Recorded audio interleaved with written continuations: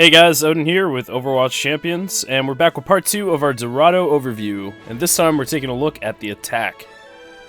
If you haven't seen part 1, you can click right here, as this video will cover some of the material, so it might help you to see part 1 first.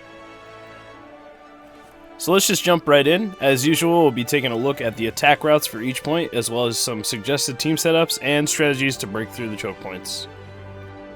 As is usually the case on points with small chokes, Reinhardt is recommended for this first point, in addition to Lucio and Zenyatta. The current meta really calls for these two supports, but due to Lucio's speed boost, I think he'll probably be relevant for breaking through chokes long after Zenyatta is nerfed. Thanks to the flank route from the left side of spawn, you can easily deal with teams who overstay their welcome on balcony, and you can also group up and push down the stairs onto point, which is great if the enemy team is utilizing a Junkrat setup. Just be careful of the turrets that may be set up if you spot a Symmetra. Using Reinhardt's shield and speed boost, you can quickly break into the point and flank the backline supports who are likely playing by well or near the small room, possibly somewhere around their backline. And this can be done from either the archway choke or balcony stairs. Keep in mind there is also a flank route on the right of spawn, which heroes like Winston, Reaper, Genji, and even Hanzo can take advantage of, allowing them to harass the enemy team, split their attention, and give the rest of your team a good opportunity to push. On second point, I recommend swapping off of Reinhardt for a more mobile tank such as Winston or D.Va, since as we discussed in our defense section of this map overview, holding the high ground is really the best option for the defending team. Having the mobility to immediately attack and harass these high ground points somewhat safely gives you a lot of room to maneuver, and you can even split your team and send a few members into the church flank, while leaving your heroes who have the ability to jump up to the balcony, playing on the payload until you're ready to initiate. Attacking with a very grounded team can feel wonky and is very susceptible to the common drop-down tactics that most teams use, so I definitely don't recommend most low mobility team lineups at this point unless you're confident that you severely outskill the enemy team. As the payload is pushed up to the pavilion, remember to utilize the courtyard flanks. Splitting in threes can sometimes work really well here, if you're smart about engaging the enemy, that is. If you see the defense has noticed you're flanking a lot, it might be a good idea to pull a full team flank to throw them off, or play on the payload if it's not working out. It's up to you, just like any other map, to use your discretion and figure out when flanks and other tactics aren't really working, and you just need to attack the enemy team head on.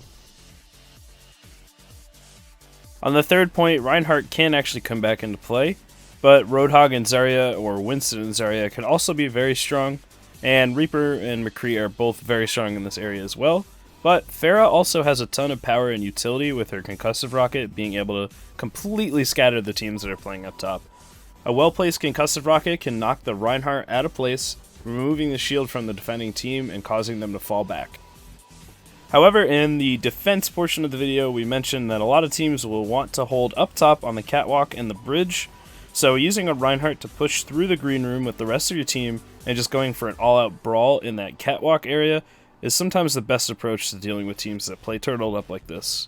This part of the map doesn't have much in the way of attack strategies. Unfortunately, it's a lot of head-on battling, but that's why I mentioned things like Pharah's concussive rocket, as a swap like that can sometimes give you the edge you need to win a team fight, especially if you feel like you're hitting a wall on this last point, and this one can be really tricky. Once you're in the final stretch of the payload, it kinda does just become an all-out brawl, especially with the door for the defending spawn so close by. It's common practice for people to use heroes like Mei, Tracer, and D.Va to just try to stall and keep you from getting the payload for as long as possible. One thing that you actually can do to counteract this, because most teams push straight out that open front door with the defending spawn, is go through the window on the left and flank around behind the team that is trying to attack your team on the ramp. This can be especially effective if they're playing heroes that are not specifically designed to fight with their team but are just stalling the payload, like Mei. If you can catch them off guard, you can get a pick, and it may just be all you need to seal the deal. Thanks for watching, guys. That's it for this episode. I hope you enjoyed the tips and strategies for Dorado. If you enjoyed the video, click here to subscribe, and don't forget to leave a like.